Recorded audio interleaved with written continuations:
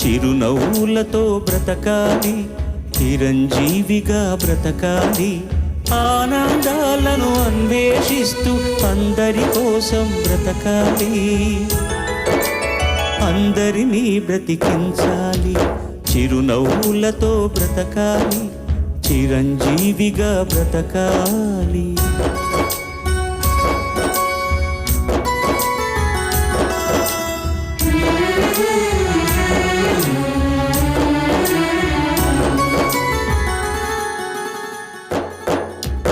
ఎగిరే పక్షి రెక్కకు సహజం ఎగిరే లక్షణం, వదిలేస్తుంది నిన్నటి గూటిని వదిలే ఆ క్షణం.